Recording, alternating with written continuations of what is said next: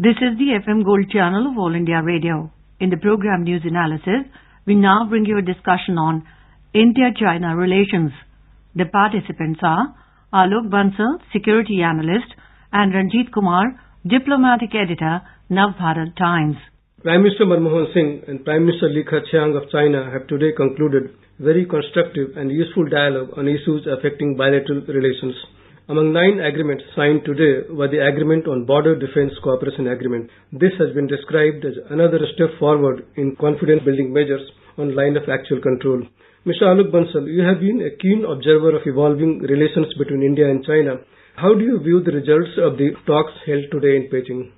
See, one must understand that for some time, Indo-Chinese relations have been under strain. And this sort of a strain has been caused primarily due to extensive intrusion by media into activities that have been going on for decades. Even minor transgressions which have been going on along the line of actual control have been blown out of proportion, and as a result there have been serious strain within the relations of two countries. But we must understand that the two prime ministers have given utmost priority to normalization of relations between the two countries. In fact, Li Keqiang gave a definitive signal when he assumed the Prime Ministership of People's Republic of China that he decided that his first ever foreign visit would be to India. Unfortunately, the internal power tussle within China prevented that visit from being a success. The biggest achievement of this particular visit is going to be the Border Defence Cooperative Agreement, which would prevent the activities that have been happening whereby there have been allegations that Chinese have crossed into our territory and Chinese have been alleging that we have been going into their territories. This sort of mutual bickering will come to an end. And I think after this, as it is, the trade between the two countries have been going from strength to strength. There are numerous proposals that are being talked of. Of course, visa liberalization regime is not likely to come through because of the problems that have erupted because of the archers from Arunachal Pradesh who were given stapled visa. The second big issue which is being discussed is some Chinese investment zones which have to be created in India, I think for which a Chinese team is already scouting for areas. But the major issue is, I think, this sort of issues that have been happening where the two forces have been coming face to face and which could have led to some ugly situation developing will probably be resolved. I think we'll come out with certain mechanism by which such situations can be resolved without recourse to mutual recrimination. So a lot of mistrust prevails on the 4,000 kilometer long line of actual control, and the two forces come face to face often and results in a lot of tension between the two governments also. So do you think the Border Defence Cooperation Agreement will be able to alleviate all these problems? See, we had signed the agreement on peace and tranquility along borders and which was functioning very well. The agreement acknowledged the two sides have different perceptions of the line of actual control and the two countries will patrol up to their limits of line of actual control as perceived by them. But the agreement said that whenever the two forces came face to face, they were to break engagement and there was a set operating procedure to be followed. Unfortunately, with the overwhelming gaze of media, even those minor transgressions became so big that it became a national issue, and then I think the proper procedures could not be followed, and that led to probably some violations on both sides, and that led to a situation which became very, very tenuous. I hope now with this sort of an agreement, the bilateral interaction between the two armies will become more frequent, because already there are 3 places where the two armies have been meeting. I presume under this agreement there will be 2 more places where these mutual meetings would be taking place.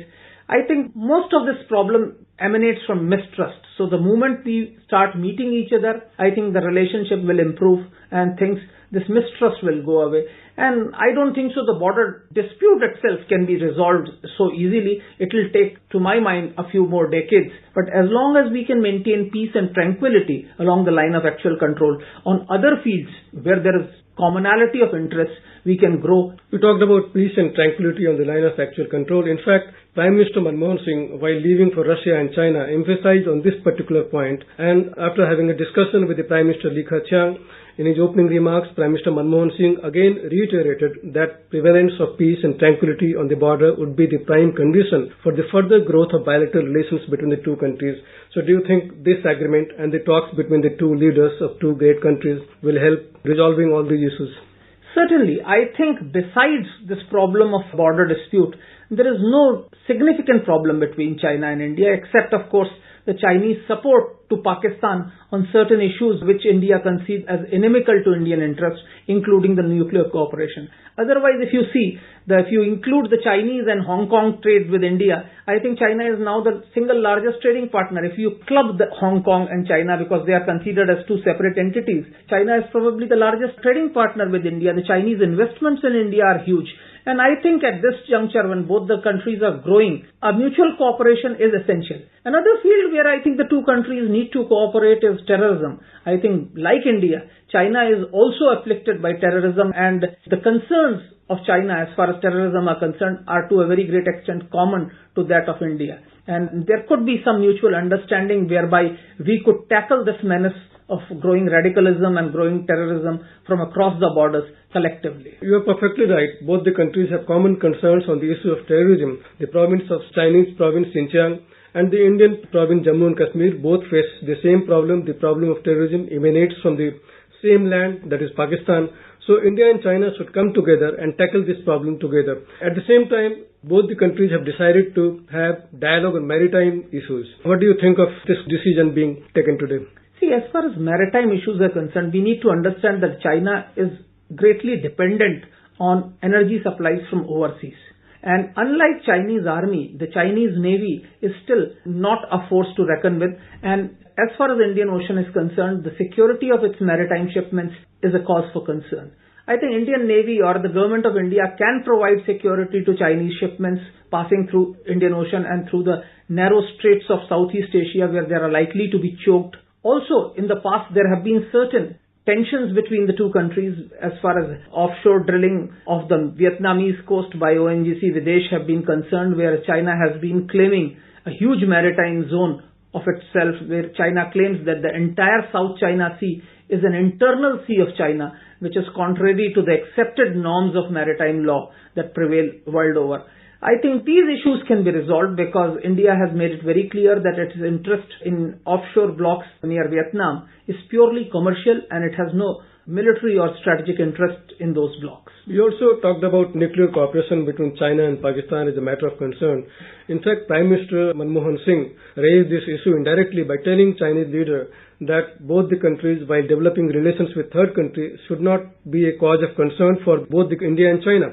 Do you think he was directly referring to Pakistan-China missile and nuclear cooperation? There is no doubt that I think one issue that concerns India the most as far as China is concerned is this Sino-Pak nuclear cooperation. In fact, all other issues I think China has acted with restraint. But this is one issue where I think we need to educate the Chinese leadership that creation of processed material in Pakistan could be dangerous not only for India but also for China, because this processed fuel could be accessed by the radical organizations that are mushrooming in Pakistan. There is dime a dozen such organizations mushrooming, and the possibility that some of this processed material falls into the hands of these organizations cannot be totally ruled out.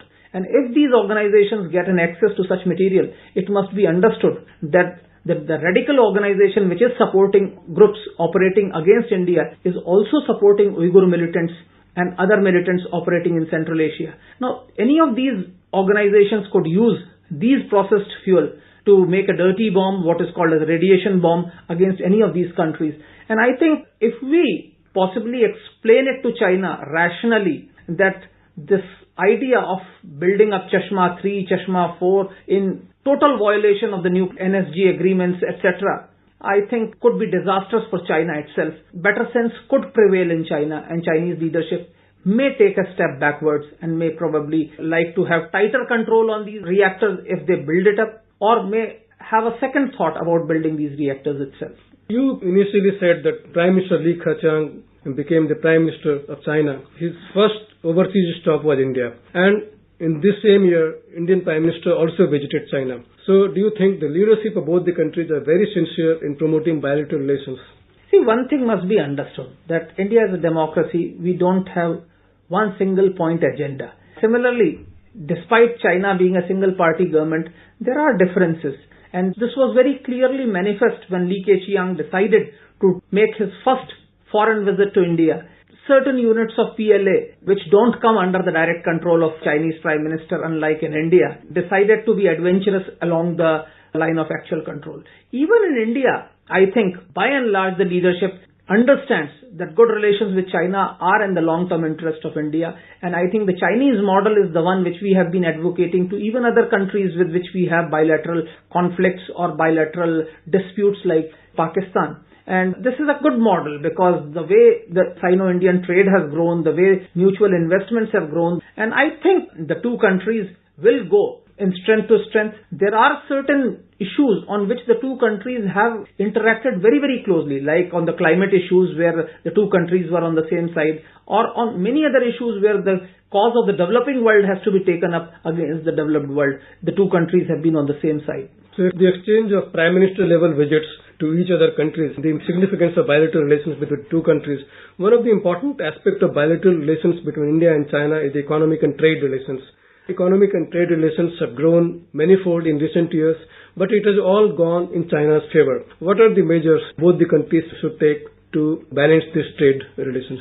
Yeah, this is one of the issues, that though the trade has increased many folds, the balance of trade is in favor of China. I think some of the issues that we could take is that direct trade from India to Chinese inland provinces like Tibet, Yunnan and Xinjiang. These are the areas where to get goods from coastal China is very, very expensive and time consuming. If you remember, the goods to Tibet used to go from Calcutta. Calcutta was the natural port of ingress or egress for the Tibetan landmass. Similarly, for Xinjiang and Yunnan, India could be the major supplier. And by this way, we could probably reduce the trade imbalance that exists.